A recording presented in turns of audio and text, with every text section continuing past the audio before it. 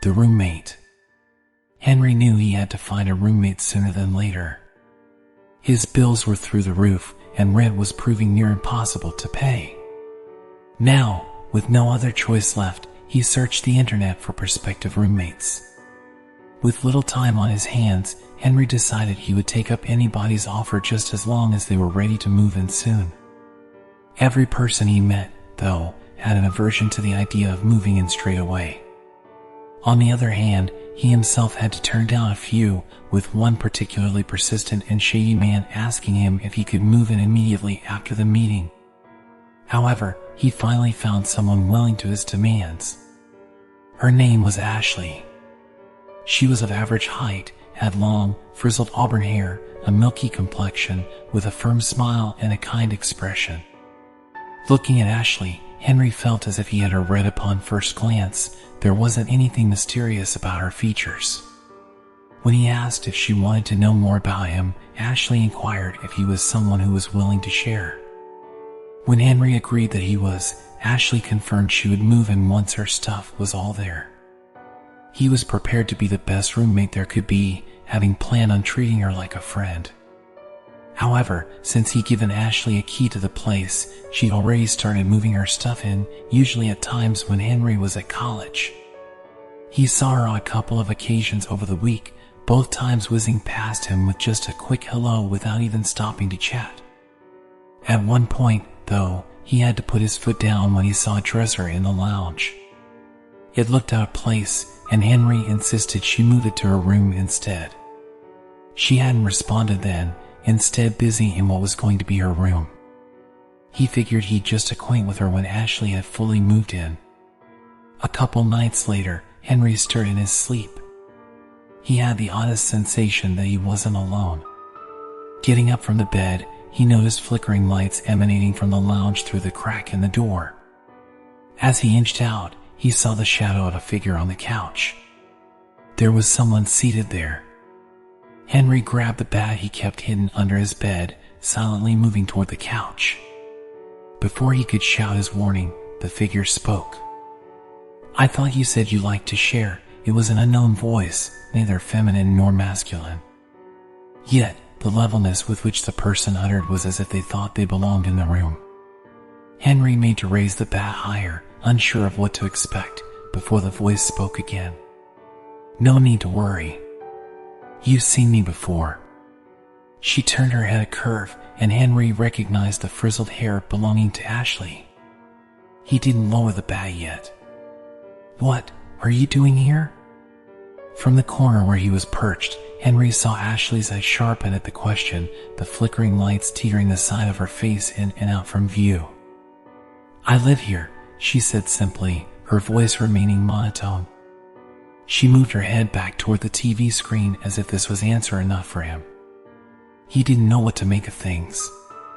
Although he handed her a key to the place, Ashley's sudden move to the house, that too in the dead of the night, only to watch TV at this hour, puzzled him. Just when he moved to the side, his foot thumped against a hard surface. It was the dresser, and Henry almost jumped as he saw his reflection in the mirror, although it was so dark that he could only partially see his figure, while the lower portion of the mirror remained shrouded. He glanced at Ashley, the back of whose head remained transfixed at the TV screen, even though she clearly must have heard him. Despite the odd scenario he was in, and having no clue what was going on, Henry couldn't help but bring up his issue. "I don't want to make a problem, but I did tell you I didn't want the dresser in the lounge." He received no reply to this. Not even the slightest sign of acknowledgement. He raised his voice a little further, but was met with the same lack of response. Incensed but still wary, he quietly shifted the dresser away to the side. However, he saw movement in the mirror. Ashley had turned her head around. Henry saw a twinkle in her eye as she looked dead straight at his reflection. "Come, sit. I want to tell you something." He expected her to retaliate, but she had dropped the monotone in her voice, and Henry could see the sides of her face stretching through the darkness, clearly indicating a smile.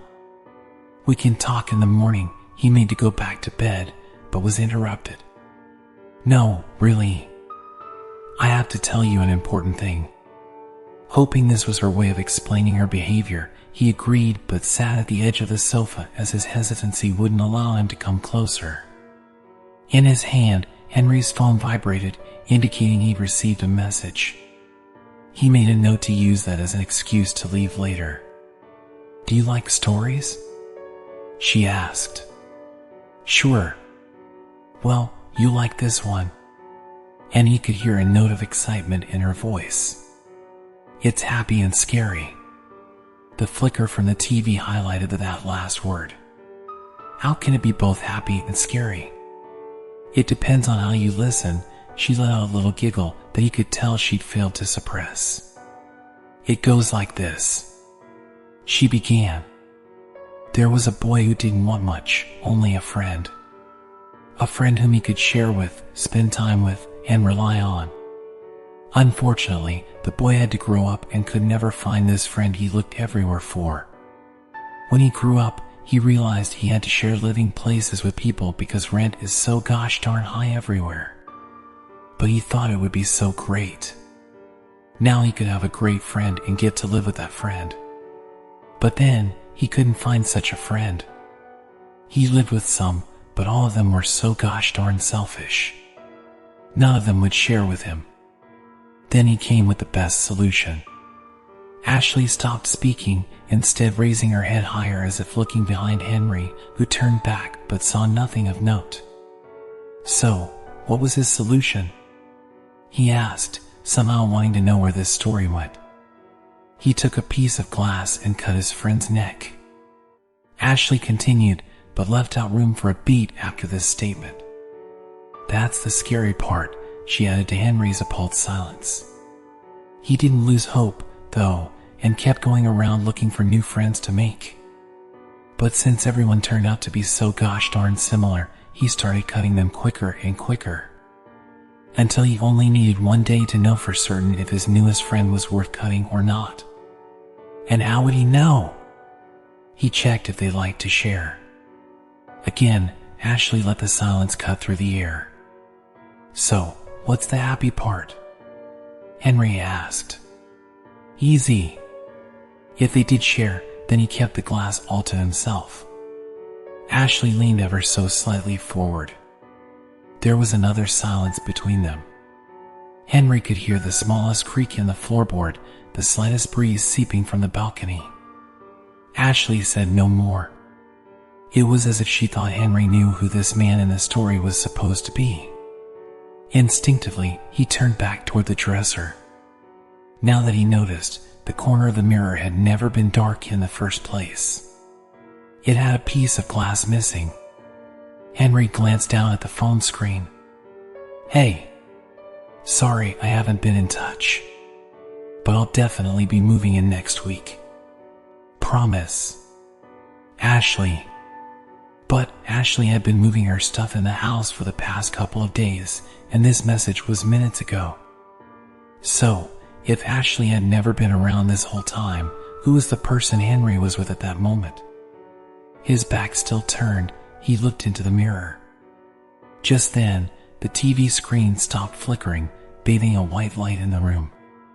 And he realized that, over the past couple days, he hadn't actually seen Ashley's face.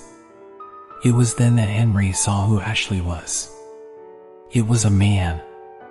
A man, he realized, with a hairpiece on that, while previously had made him seem like a woman, now had the effect of creating a deranged appearance.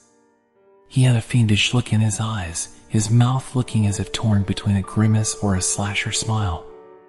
So, the man snarled through gritted teeth, the formerly feminine tone shattered into a husky, masculine one. "Do you mind if we keep the dresser here in the lounge?" In his hand, he twirled a piece of glass Henry could tell would have fit perfectly in the mirror. All Henry had to do was agree to keeping the dresser, at which point the man took his seat back on the couch and completely forgot their exchange. Henry had fled to the police, coming back to find the man still seated. When he realized he was being arrested, the man tore into a fit of rage and attempted to murder Henry with a piece of glass in his hand. It turned out he was the same persistent man Henry had interviewed before. After being rejected, he lurked outside the window and listened in on Ashley's conversation, pretended to be her, and moved in. Unfortunately for the real Ashley, Henry turned down her offer to move in and decided he'd much rather pay expensive rent than live with a roommate. The Snapchat streak.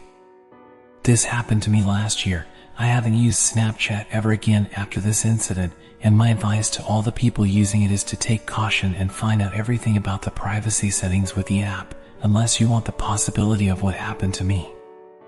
I've become obsessed with the fire streak that appears when you send snaps to someone on a daily basis on Snapchat, and my obsession was such that I'd started sending snaps to complete strangers just because I wanted to have the longest streak number on my phone. I had several people for these streaks and knew none of them. One day, I got a request by a person called SnapFreak666, and being the unassuming Snapchat obsessive, didn't think twice before accepting. SnapFreak666 was on my Snapchat list for 364 days, and they were among the topmost streaks on my list by this point. All I ever did was send random pictures to this person. It could be the picture of my room, my partial reflection in the mirror, or the outside of my house. I would pretty much always just send pictures of my surroundings because taking a random shot was easier. I'd gotten used to sending pictures of outside my house as well. My room window was always open, whether it was day or night, as our house had a large front area and a gate as an entrance. My window had a net, which I kept shut. Other than that, anyone could see inside my room, although the angle was such that it would be very difficult for someone to peek in from outside. On this night, SnapFreak666 sent me a number 365 decorated in order to celebrate a year worth of snaps to each other. Feeling appreciative myself, I congratulated back. This was my first ever direct message to this person. I then got a reply from them. Congrats to you as well. You're my most streak person, too. I was a bit too proud of my streak history and informed SnapFreak666 that I had another friend with whom I'd already hit the 500 mark. I got their reply, which brought a worried crease to my forehead. That's not funny. Thinking this person's idea for a joke was dark humor, I ignored the message, not having any inclination to ever message back and only stick to sending snaps. I then got another message, which I didn't check. However, the Snapchat notification continued to buzz for about a full minute with messages. I was taken too much by surprise and opened the chat box. Am I joke to you? So you've been treating me as a second option this whole time. Don't ignore me. Who is this other person? I swear, if you ignore me, reply back now. Answer the damn messages. The messages freaked me out. This person was taking all this too seriously. They sounded genuinely miffed by the fact I had someone else with a higher number of streaks. I replied back. This isn't funny. Please stop messaging me. Thanks. So you want to throw away 365 days like nothing? UBH. You used me. Tell me who this person is now. Delete this person from your list. Delete them so on the top of your streaks. Delete them or else. I tossed my phone aside after reading these messages. It wasn't funny in the slightest. I regretted ever adding this person to my Snapchat and tried to recall anything out of the ordinary they had sent over the last year. Now that I thought about it, they had only ever sent pictures that looked out of a car window. I thought it was interesting because I got the idea this person liked to travel a lot. As this thought had entered my mind, I ignored it completely and decided to watch TV instead, hoping I'd put this behind by distracting myself. After a half hour, I heard my phone ringing and remembered my mother had mentioned she called to check in on me. I was too late to pick up the call, but noticed the front gate was open as I peeked out the window. I didn't worry, though, because it was the gardener picking his tools up. But I also noticed I'd gotten another notification from SnapFreak666.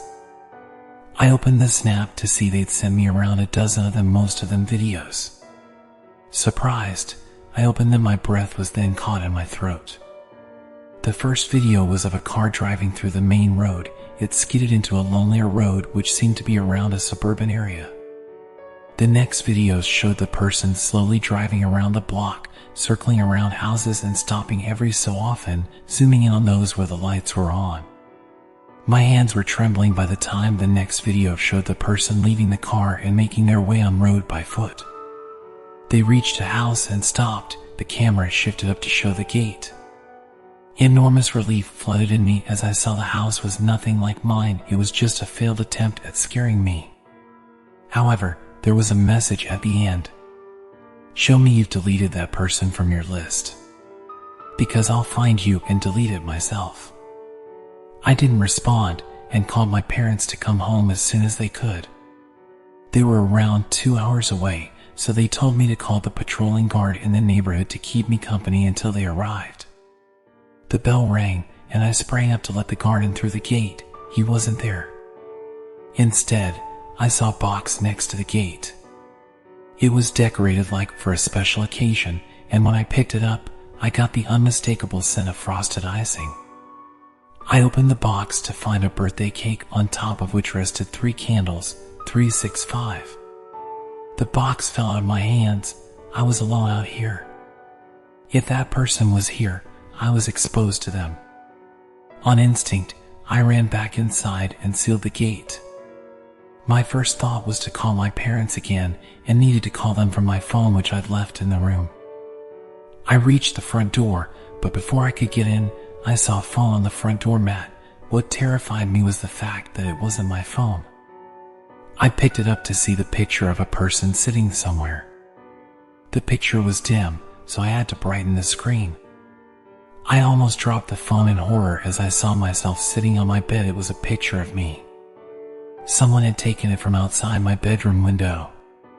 In the photo, I was looking down on my phone, too distracted to see the person who had snapped it. I backed away in fear, not realizing I was heading toward the gate I just barred shut. But I was too scared to go back to the front door. I had the worst feeling that person was somewhere around there. The only idea that came to my mind was to run back to the window and climb in through that way. I slowly traipsed back to the front of the house and reached the window. I could see my room inside. As I was about to open the window net, the phone in my hand buzzed the familiar Snapchat tune. A notification had never petrified as this, because the name of the sender belonged to me. I brought my trembling thumb to open the chat and saw a single message. I told you I'd find you. A shadow fell over my face as I read this message and realized the light that had been falling onto me from inside the room through the window net was blocked. I raised my head, knowing what I would see would be one of my greatest fears. I was right. There was a man standing in there. We were only separated by the window net that between us. I stood deadly still as the man raised a hand, in which I saw my phone, and waved his fingers playfully at me. My shriek of terror was stuck in my throat, and it refused to let out as the man brought a knife to his lips, which were curled ever so slightly upwards in a twisted sense of satisfaction, and typed a message with his other hand. I looked down at the phone. Shush! I didn't dare move. The reflection of the light on the shining knife cut through my eyes. The man pressed the knife so tightly to his lips, it was as if he wanted to pierce them to taste the blood that would spill out. He turned my phone screen toward me, and I saw him press the name belonging to my friend, the number 500 accompanying the fire streak on it. Within the next couple seconds, he deleted my friend's name, leaving Snapfreak 666 365 number as the highest streak level. The man placed my phone on the windowsill and pointed for me to place his phone there as well. I complied. We stood there for what felt like hours before he uttered his next words. Happy 1-year anniversary, he cackled, the way a predator would after finally capturing his hunt. I saw the knife in his hand move away from his lips and didn't stop to see what his intentions were. I ran back to the front gate, finding it bolted as I'd left it. I was screaming in desperation, certain the man had torn through the window net and was seconds away from piercing my skin with the knife. I fought through my tears to open the lock on the gate and succeeded just as the patrolling guard arrived. He was armed, and I ran behind his frame for cover. The guard moved in and I heard the loud sound of a gunshot. For one mind-numbing minute, I feared the worst, but then peeked inside to find him holding the intruder at gunpoint. The man's arm had been grazed by the bullet. The guard instructed me to call the police, and thankfully they arrived in just a few minutes. Chillingly, the intruder never tried to fight or even argue. He just laughed, telling me he would always be at the top of my Snapchat streak list. Once he was taken away and I was safe, I was told by the police that similar cases were known to have happened, and that there was evidently a feature in Snapchat that showed your location to the people in your list. The intruder, or SnapFreak666, had mapped out my house's location and knew the interior because of all the pictures I'd sent over the last year. He'd sneaked in when the gardener had opened the gate and entered the room from the window, which only had a net to separate the inside from the outside. Since this ordeal, I've gotten a proper window seal. I've also started taking extra precautions to my safety and am always vigilant. My friend was disappointed when I ended our Snapchat streak at 500 days, even more so when I refused to ever use Snapchat again at all. All I know is that I'll always be careful with my phone and social media from now. Needless to say, I barely ever use either anymore.